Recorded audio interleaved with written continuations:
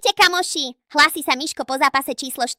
Začalo to krásne. Dali sme 2 góly, ja už je pohodička, mliečko, hajde spinkať a mamka konečne spokojná. Lenže potom Nitra v druhej tretine nám dala 3 góly a zrazu bolo 4-2 pre nich. Ja som normálne prestal dýchať, mamke sa hneď spustila kamera dychu. Píp, píp.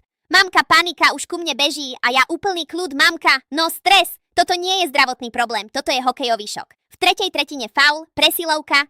Dali sme gól, ja už som sa začal prehadzovať v postielke, že ideme to otočiť. Ale potom buček a zasa o 2 prehrávame. Ja už som volal ockovi na štadión, nech s tým niečo robí aj s bračekom Dominikom. Našťastie kapitán Kreknel to zobral na seba, znížil, ja už skoro na nohách v perinke.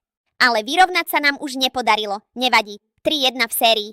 Ale teraz počúvajte pozorne môj plán. Sobota Nitra, tamto znížime na 2-3 pondelok doma, vyrovnáme streda Nitra, rozhodneme a nehovorte, že žartujem, lebo také reči mala aj Žilina a dostali 4 banány v rade. Čiže ja už mám stratégiu, vy máte hlasivky, chalani majú hokejky. Chalani, ja vám verím, máte 2 dní. Oddychnúť, doliečiť, zapnúť popradské srdiečko. Ale teraz už bez srandičiek. Ideme bomby, lebo ja som už minul všetky nervy z postielky. A fanúšikovia, kričať, tlieskať, robiť taký hluk, že aj ja to budem počuť cez monitor. Lebo keď to otočíme, ja spinkám jak anielik, mamka šťastná, pokoj v domácnosti. A keď nie, tak ja nespím. A to vám smrteľne vážne hovorím, že toto nechce zažiť nikto.